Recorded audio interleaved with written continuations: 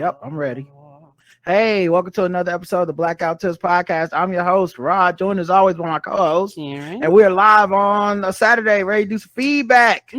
You can find this show everywhere you find podcasts. Just search the Blackout Tips, will come up. Leave us 5-star reviews on iTunes. Nobody did it this week. But leave us 5-star reviews on Apple Podcasts and we'll read them on the air because we like them as long as they're nice. The official weapon of the show is the taser and the unofficial sport. football. That's right. And today it's time for some motherfucking feedback. Okay. We are going to read the things you said and we're going to respond to the things you said. And then you're not going to like our responses and you're going to be like, I'll never write into this piece of shit again.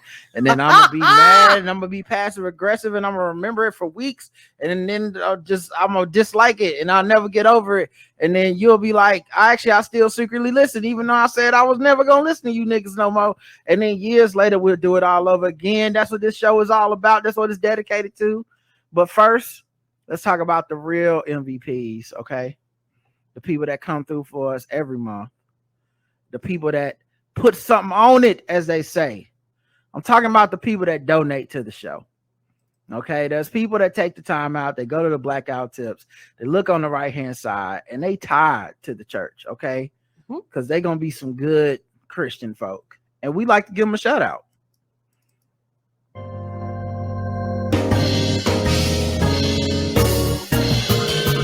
May I have your attention?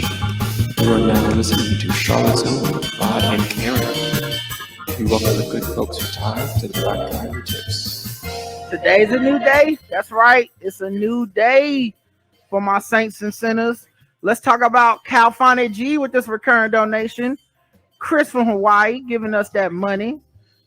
Corey the Tickler, thank you, Corey. Brianna F, Tabitha M, April G, Alexis H, Wanga from Down Under, Marlon B, Tanya S, Dotster J, Jane M, Shirley Wong Esquire, please say the Esquire, Tiffany B, J Full, Alfonso M, Palmetto Stone Magic, Lindsay B, and lastly, Mr. Span from the Span Report podcast. Thank you so much, everybody. Took the time out to put some little change in our pocket. Okay, we're gonna enjoy this down at the mansion.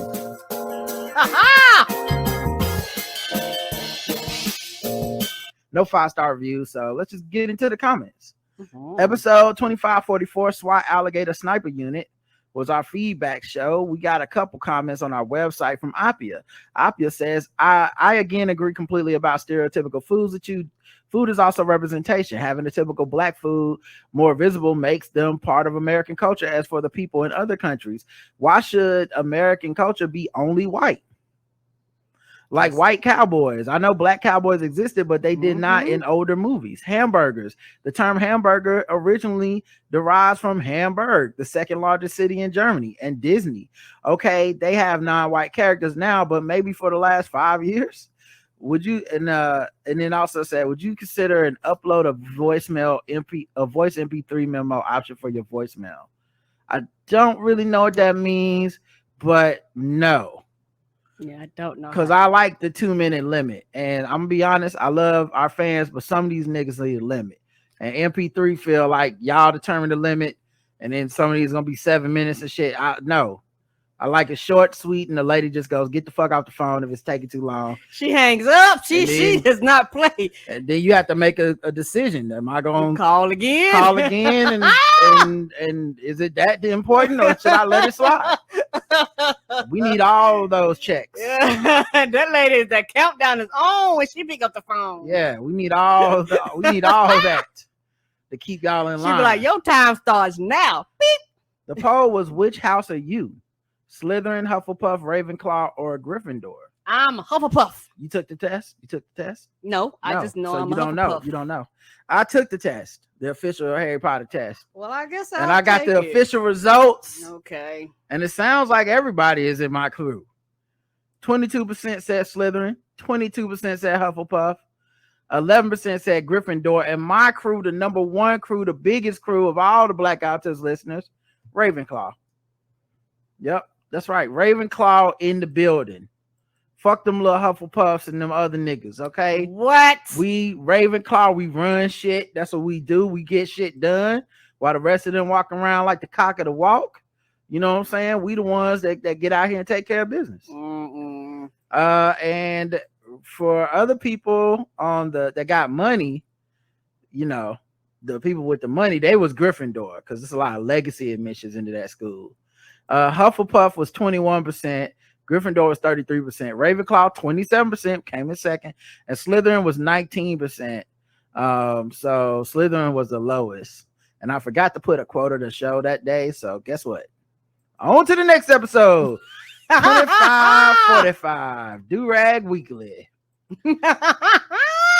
We had Zach Rice on the show, a co-worker, friend. We got some comments about my name. Vero EK means Vero and what in Spanish? Oh, okay.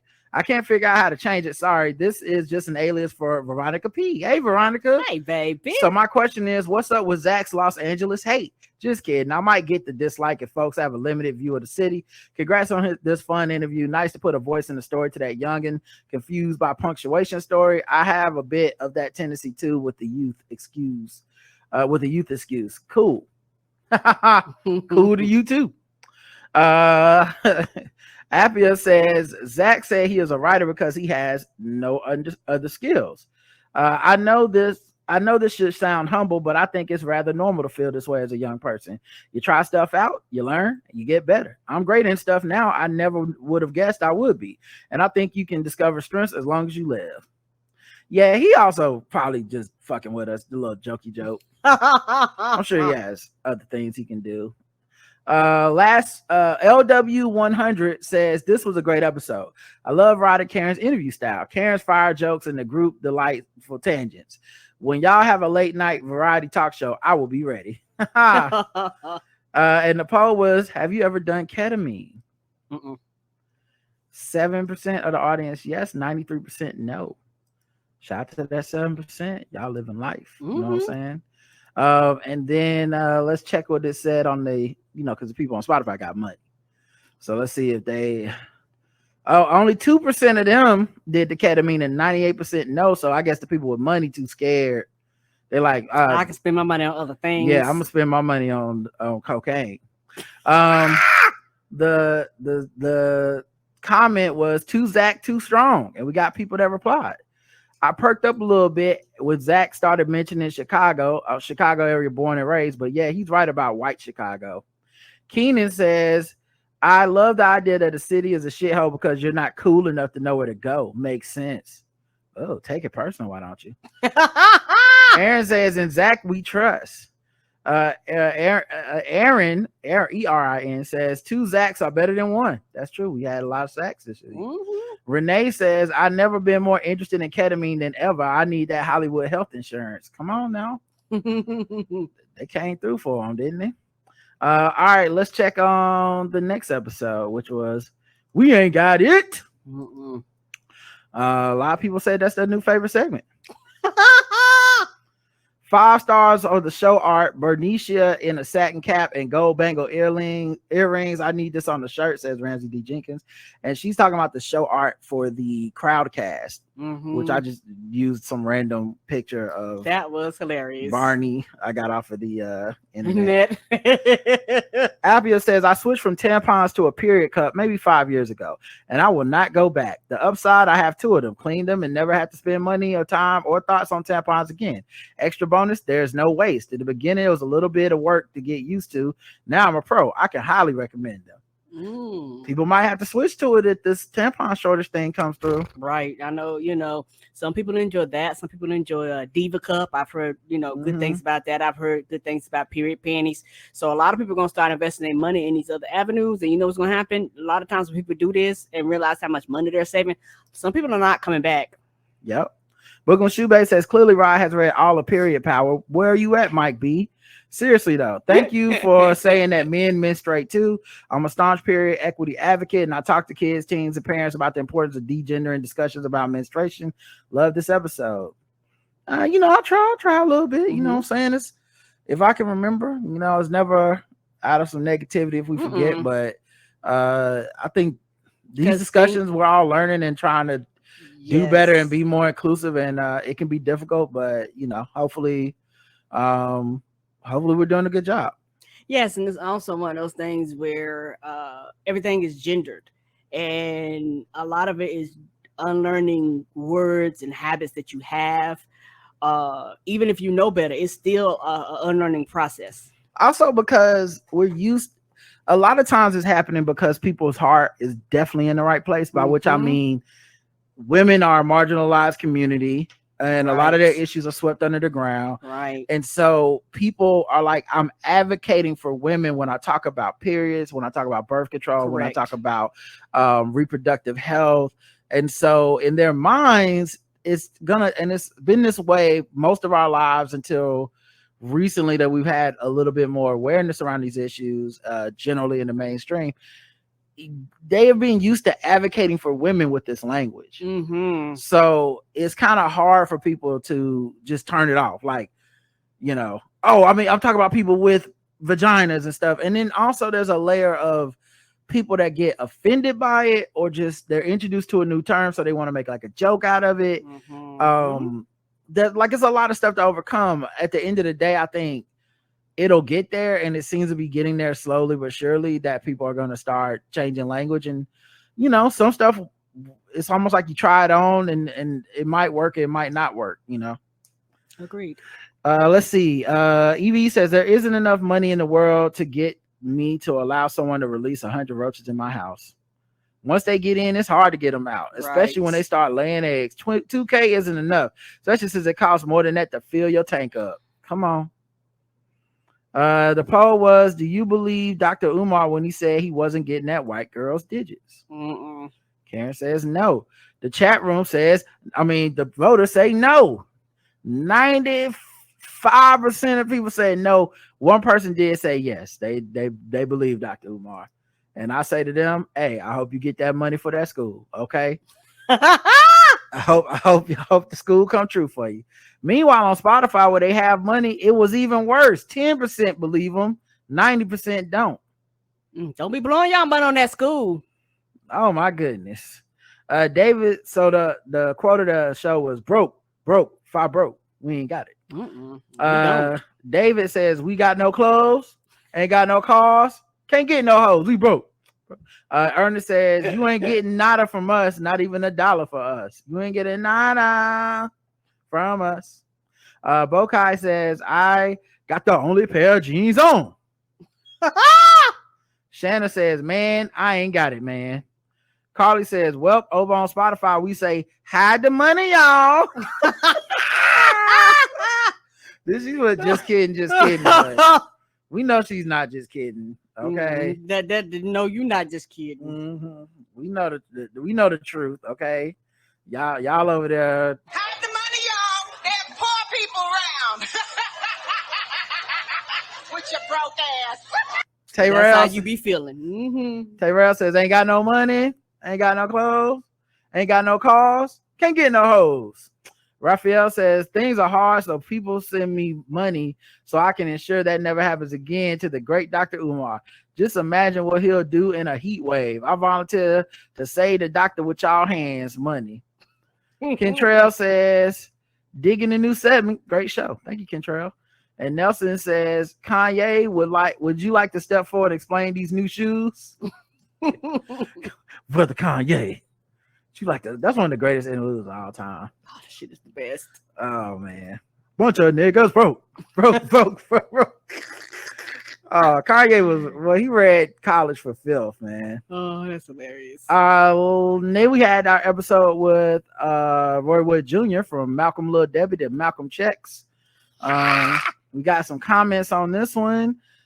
Steven says, Rod, I'm pretty sure I listened to the review you were talking about and I couldn't finish it. I don't mind hearing a little about how music made someone feel. It's art. That's what it's supposed to do. But they seem more focused on diagnosing the artist and their expectations for them than anything else. Well, got to consider the source with this one. I mostly enjoy their work, but they are not music critics. Twitter PhDs and music reviews don't mix. And I think it's the FOMO because like people feel like I have to cover this thing because everyone's gonna listen to it, even if it's not their jam. and it is content, so like it makes sense to review it to some extent, because it's like, hey, there's people that's only gonna listen to it because of the title of this interview or the title of this podcast. But yeah, man, I'm not a fan. I think it just took me a while to realize what it was. Now that I know that, I can put a name to it, and I won't be checking in for stuff like that in the future, because it's so personal that it's almost useless to me. Like I don't consume it to get to know you in that type of way. Agreed. And that's fine, because there's other things I do consume to get to know people. Like if you have a podcast and you're like, I want to talk about my high school life or how I relate to this topic, that to me seems more germane. But when I feel like I have a certain mentality about reviewing content, that's like, just tell me what you thought about the content as content, not what you thought about the content and then how you felt about 10th grade. I don't care about that part. But also, some people seem to like that stuff. So yeah, there's an audience out there, and so they are actually serving an audience. I happen not to be the targeted market. Yeah, because like the thing is, you are putting yourself up for consumption. That's what we're all doing. We put stuff on the internet, and when we make a living off of it or we make money. So some people are like, I did come here to consume exactly what you would think about it. So that makes sense. Speaking of Twitter, I think the change in reviews is based more on the rise of social media and streaming than how a generation thinks. That is a great point. Someone else made it too, and that makes a lot of sense. The only thing about that I would kind of qualify is it still would break down into generations, because my generation was the last generation that didn't have the internet for our childhood. Right. So it still would end up being a generational breakout in this one specific instance, because if you're even just 5 years younger than me, you've had the internet and social media most of your life, if not your whole life. Whereas I would have had it not until my college years, really. Correct. So you know what I mean? So I have like 20 years of this not being a thing. And then when you think of it now, a lot of these people, by the time they were, in their college years and stuff, it was time to turn the phone, point it at your face, and tell everybody how you feel. Yeah, because when we was in college, people were just getting cell phones. Some people for the first time, so that's completely different. So that might make sense. Like I think that makes sense, where it's not a generational value, but it does still, it's going to end up looking generational because of the timing. You can listen to new music now with little to no money or effort. There's no risk of buying something you don't like, and no reward in reading a review unless you looking for validation on how art made you feel. That's where social media kicks in. Folks can get opinions from people that they know in their bubble and find that validation. Oh yeah. Oh man, me and Karen were talking about this in the car yesterday. The Drake dropped a surprise album, and the thing I find interesting is one. So there's a couple things with Drake. One, Drake's not a deep music artist. He doesn't have like lyrical depth in that type of way. And I'm not saying as a knock. I'm just saying he doesn't. That's not his goal. So it's not like something I'm knocking him. Like he tries, but no, he puts out music. Not his thing. Most of it's like very surface level in the fact that you can understand what he's talking about right away. So there's no need to be like, I need to consume Drake 7 times before I get what he's talking about. That being said, Justin was on our show the other day for pregame, and he was talking about the Drake. Like, Drake need to drop something too. And I said, I said Drake about to drop an album, and he was like, yeah, but will it be better than his last album? And I said, why would it be? Right. And he was like, because I didn't like the last. And I said, okay, but when have you liked the Drake album? Correct. Because for most people my age and my generation, Drake's not our guy in that way. And so he's not dropping albums for us. And I'm not saying we're far removed from the people that are his fans, but we're removed enough where he's never been the guy for us. But for some people, he's been the man. And so they like, Drake is my shit. So since he hasn't been our guy, we don't like, if we haven't liked his last 4 albums, I don't know why we would like his this new album is what I'm saying. Right. If you have been a fan of his in the past, then I can see maybe you feeling like, oh man, this next album, I'm looking forward to it. But so that was my point. And it kind of played out on social media because everyone my age hates this album and thinks it's terrible. And I'm not even disagreeing with them. That's fine, you know. But it is people that have hated the last 5 Drake albums and said the same thing about Drake. So what it is a cultural touchstone where everyone needs to leave a comment. And it's kind of like the same thing with Kendrick. There are getting fewer and fewer cultural touchstones left in music and art and all this stuff. And so when something does become one, like where everyone feels the need to comment, that is the real life of the album. The real life of the Drake album is everyone feeling like they need to say something. And I didn't think about that, but the same thing is with Kendrick, all these reviews. It's like, because it's not like they would have reviewed if some other artist came out. Like, it's like how nobody my age listens to the artists that are young and coming up. They don't listen to them. I listen to them niggas. They don't. And they don't drop think pieces or anything about them because they just don't consume them. But it also is why you have to take their commentary with a grain of salt, because you're 44. Of course you don't like misogyny anymore. You know what I'm saying? Like, like you're 44. Why? The time to like that shit was when we were younger. Right. Now you're older, and so you've aged out. You've seen the real impact of black on black violence, quote unquote, black on black crime. And so now you've been through some shit. So now you're lecturing the kids that talk about killing each other, but we listen to killing each other. We had the East Coast West Coast beef on our time. All these rappers was dying. It's still happening, and we're the ones who are tired of it. But the kids are just going through it like we was going through it. Agreed. Anyway, but you're right. It's about validation of the people in your bubble. So we all make a joke about how terrible the album is, and it's funny, and that's really what we're participating in. I don't know how true it is, but us making jokes about how terrible it is how we relate to each other. Yeah, like you say, it's the fear of missing out, it's the internet and things like that. But like I said, I can tell I'm just an oddball because I'm like, I'm not listening to the album. I'm like, you listened to it yesterday in the car with me. Yeah, because you played it. Right. But I'm not gonna go out on my own. That's funny, on my own accord and just be like, oh, I got to listen to this new Drake. Like, that's not happening. Yeah, what I was trying to say is like, it's kind of hard to, somebody like Drake is hard to avoid. Agreed. Like, it's gonna be on videos and TikToks, and you're gonna end up seeing and hearing some of the music whether you want to or not. He's that big. Same thing with Kendrick. Same thing with Beyonce. This is what it is. If you want to be connected to people, you're gonna have to be connected to these moments. Agreed. But it's one of those things where, like I said, I'm not going to talk about how bad it is because I'm like, I don't really consume his stuff. Yeah, you wouldn't. Yeah, but you would. Yeah, I don't think you would. You don't really talk about how bad anybody's anything is. So, I would imagine that leading to a change in how reviews are done. I wouldn't know. I haven't read one in years. All right, let me wrap this up before I end up with a Twitter degree of my own. Capadonna says, Rod's frustration with modern music and movie reviews, the Venn diagram between super woke reviews and Gamergate screeching. I didn't come for your political diatribes. I just want to know if the Obi-Wan was good or not. Right. Ultimately, a lot of these reviews are personal gripes about things that are tangential or unrelated to the medium itself. Half these people need to log off and get right with God and you work on their own shit out.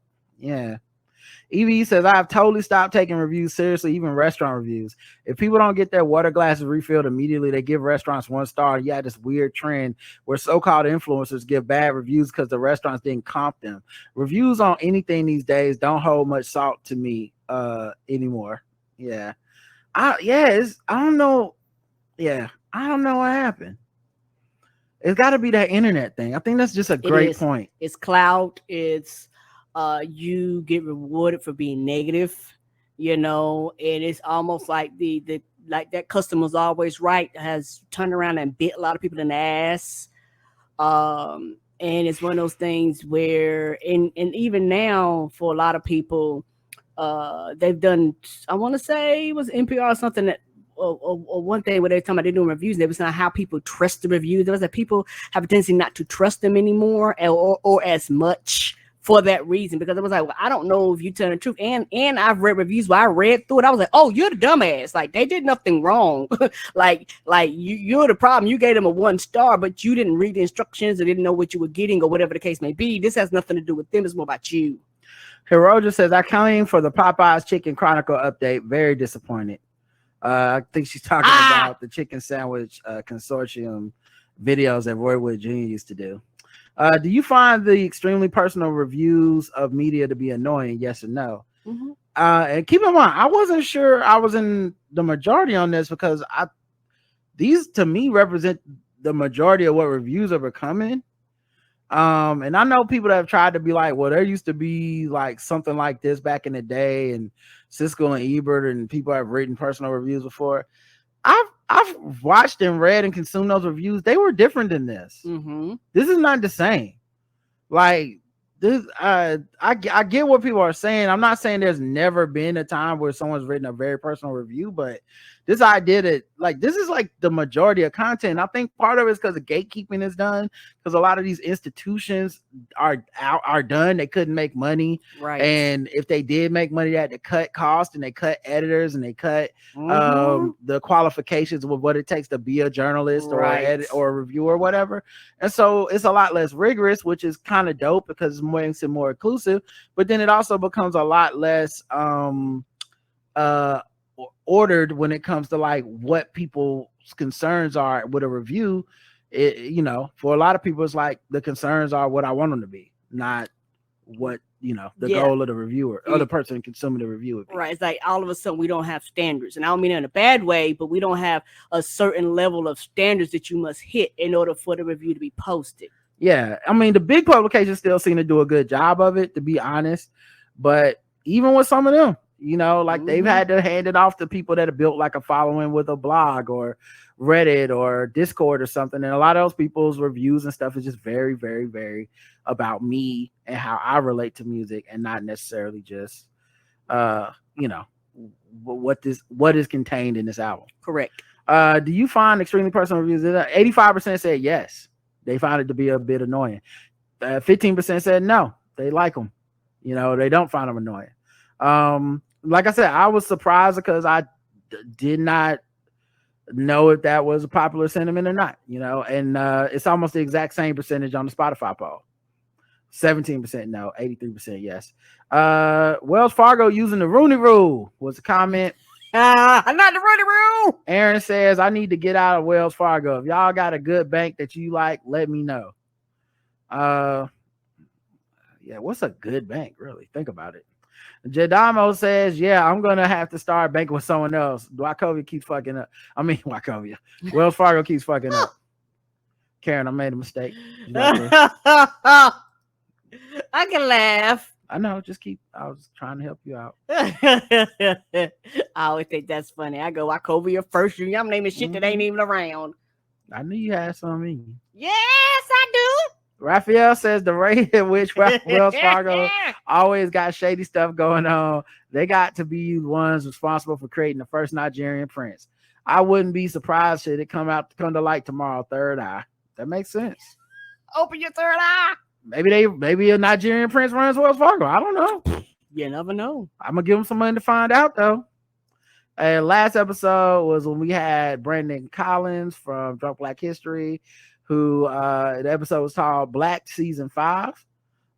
Congratulations, he finally came out and said it's Universal is who he's writing for, that he has this intern, I forget what it's called, this program that he's writing. So shout out to my man Brandon. Glad to see good things happen to good people, straight up. Yay! Like, it's a real stand-up dude, and really respect that dude, and he's such a hard worker, and he's one of those people you just never see people with a bad thing to say about him. And I think it's because he's a good dude. Evie says, I barely laughed when y'all talked about Ninja Nigga. That took me back to high school when there was a strange white girl who would eat her ice cream sandwiches with a fork and wore kitty cat ears every day. She was quiet and didn't bother anyone. Well, this black girl would terrorize a bunch of students.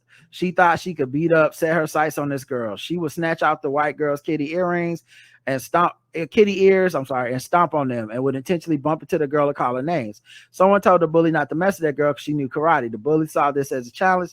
So one day the white girl was eating lunch with her equally strange friends, and the bully threw her lunch on the ground and called the white girl some name. And when I tell you that white girl had a Hulk moment, she whooped this bully's ass like her name was Chun-Li. One of the few times I rooted for a white person in a fight. The black girl was clowned for the rest of the high school.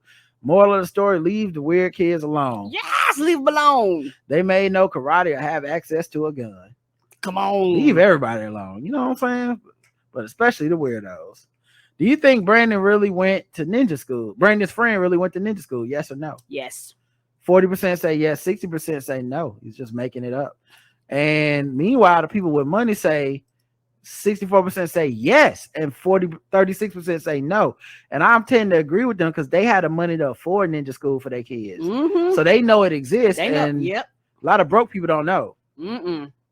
And They be getting them emails about ninja school. The Q&A was thank you for the 5-star reviews on Apple Podcasts, which nobody left any this week. So Y'all stop loving us. maybe I should have said fuck you for the reviews. I don't know.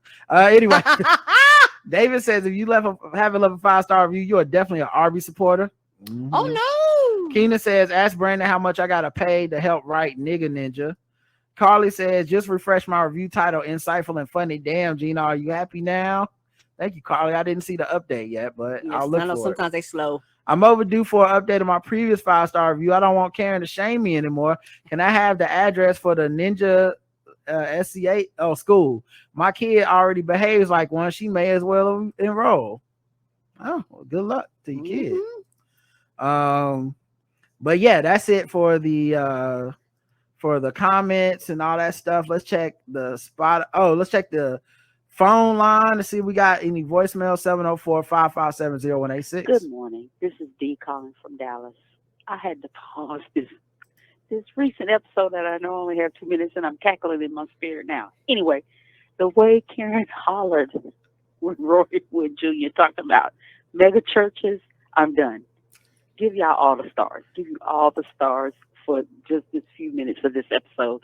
Love y'all, and hopefully I'm going to actually be able to stay in the live chat one of these days. All right, y'all have a good week, the rest of it. Thank you.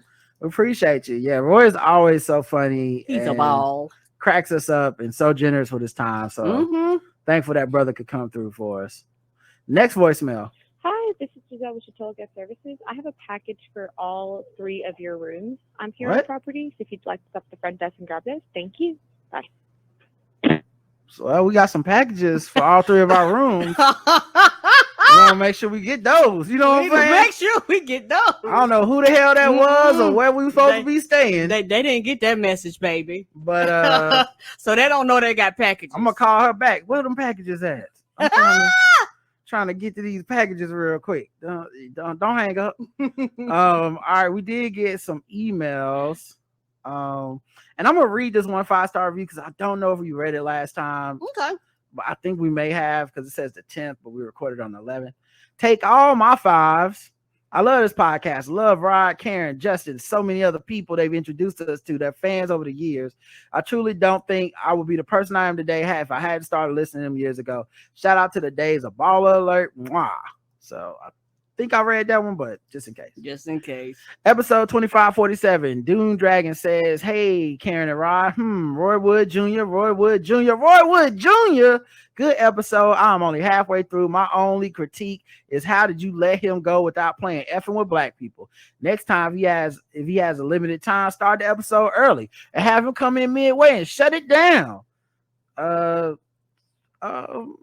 Maybe we'll see what we can do. Appreciate the request. Now I'm scared if I miss an episode, it'll be the one with Obama or Oprah. Come on, keep on keeping on. Peace. Alexander.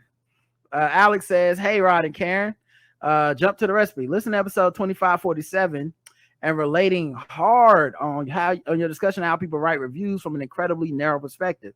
I especially keyed in as you began to wonder if it was a generational effect behind it. I'm personally on the younger side of the millennial generation, so I listen closely to your thoughts on the subject. I think you definitely have a point about how we center our feelings, and I would add that the advent of the internet has played a major role. Yeah, I think y'all are all over it. you know what? I should have figured that the millennial aged people would know better than I know. Because I'm sure y'all see it too. You know, maybe y'all even look at our reviews like this shit is so unpersonal. Like, right. What a terrible review. Did it make you cry or not? You know, like, I don't know. More specifically, the internet has created an environment that thrives on conflict and extremes. People know that they're going to get more clicks if they hate on what everyone loves, and they somehow get bonus points so they can make it about themselves. Agreed. Ooh, bars.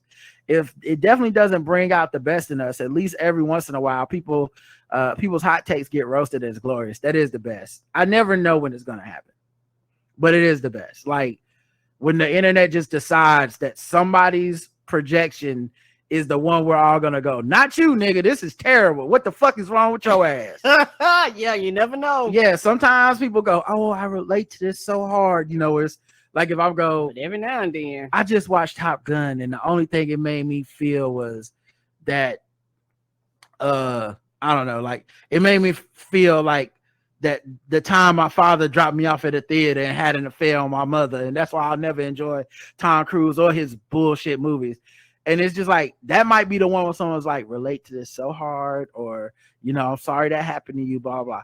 Or it might be the one where it was like, nigga, it's a fucking movie. Shut the fuck up.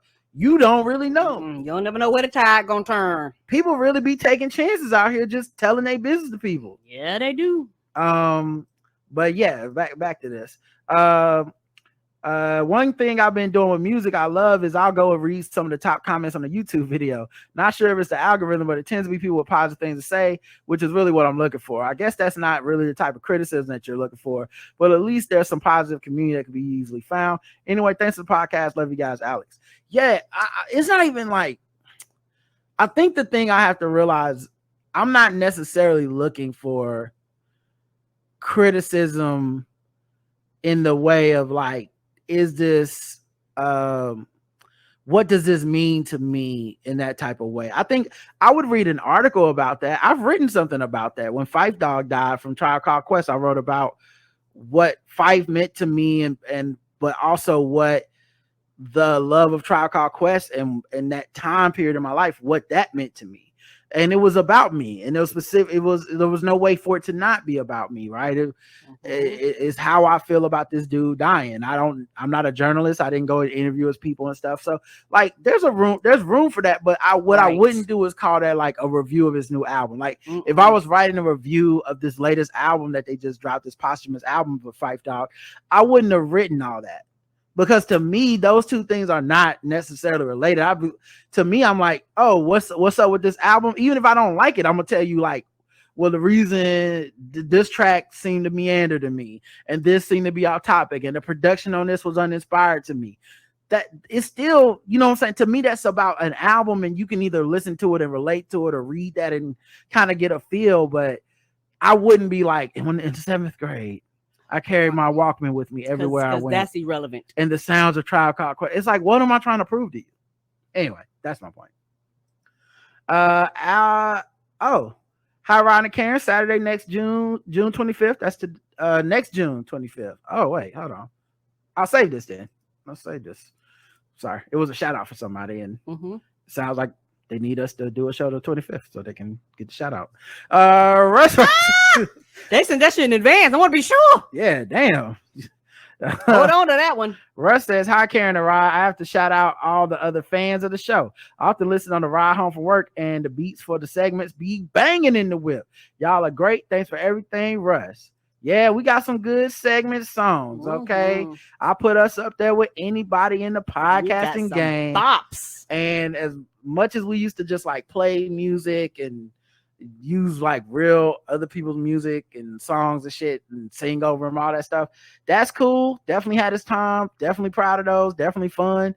But low key asking our fans to like write stuff and send stuff, like we got the best. We got a lot of good stuff, and then you know, it's fun, and we're always accepting submissions. You know, even if we don't use it all the time, we'll definitely play it at least once, so the audience can hear it and we can hear it together. But you know, I'm so proud of like LGBTQ news and Obviously all the stuff Felt 5 is done, and I mean the fact that Coronavirus Remix is a collaboration, right? Even people that just submitted beats, we've used some of the beats for stuff like when we need to do like a promotion or something, we'll be like, let's throw this beat underneath it. So just very talented people, and I'm very happy and proud to have these people as fans. Damn, that's it, y'all. Lightning round, we out this bitch. Okay, shortest show ever. Okay, y'all want to be longer, leave us 5-star reviews. Yeah, niggas. All right, y'all. Next week is a pretty busy week. We got my dad coming in tomorrow at 10 a.m. Yay, Father's Day. You see him on the Crowdcast. He'll be live in the studio for Father's Day. We got Kev on stage coming on Tuesday.